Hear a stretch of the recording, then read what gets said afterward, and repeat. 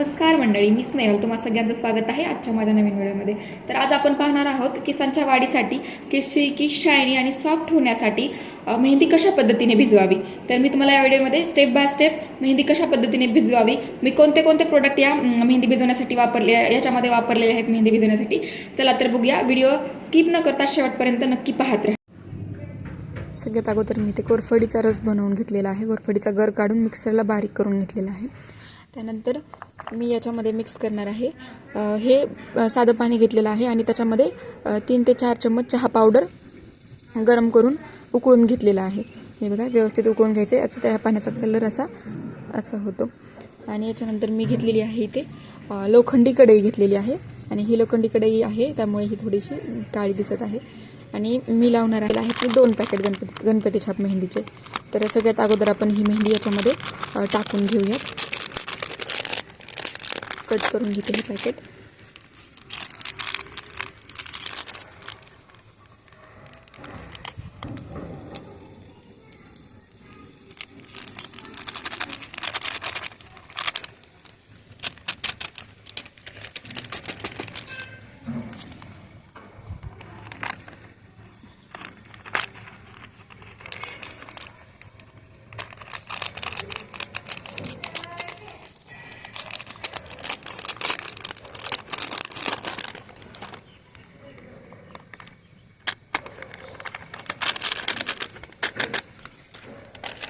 आणि एक हे लाल निशाचं पॅकेट घेतलेलं आहे.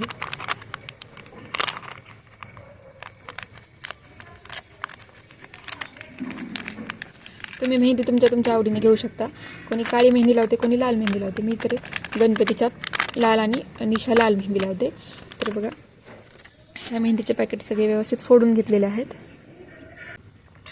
आणि आता याच्यामध्ये मी मिक्स करणार आहे हा कोरफडीचा रस, कोरफडीचा गर.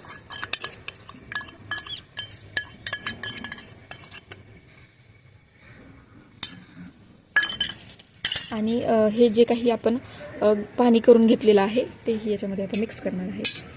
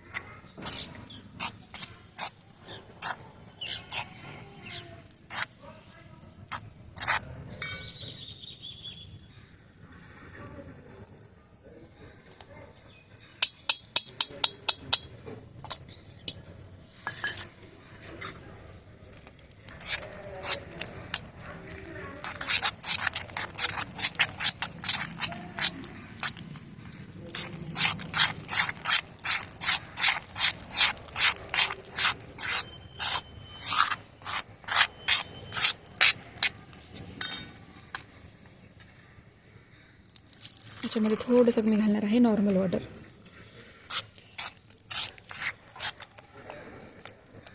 मी ज्याप्रमाणे व्हिडिओमध्ये दाखवत आहे त्याप्रमाणे सगळ्यात स्टेप फॉलो करा, म्हणजे तुम्हालाही याचा नक्की रिझल्ट भेटेल. केस सिल्की, शायनी आणि सॉफ्ट होतील. आणि चॅनलवर नवीन असाल तर चॅनलला नक्की सबस्क्राईब करा, लाईक करा. माझे असेच नवनवीन व्हिडिओ तुमच्यापर्यंत येत राहतील. हे बघा, अशा प्रकारे व्यवस्थित मेहंदी आपण भिजवून घेतलेली आहे.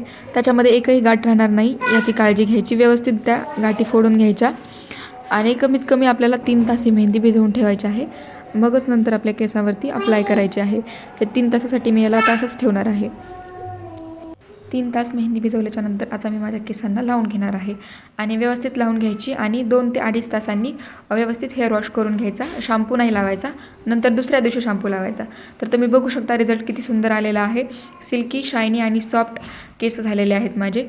तुम्ही बघू शकता. व्हिडिओ आवडला असेल तर लाईक करा, चॅनलला सबस्क्राईब करा. चला तर भेटूया नेक्स्ट व्हिडिओमध्ये.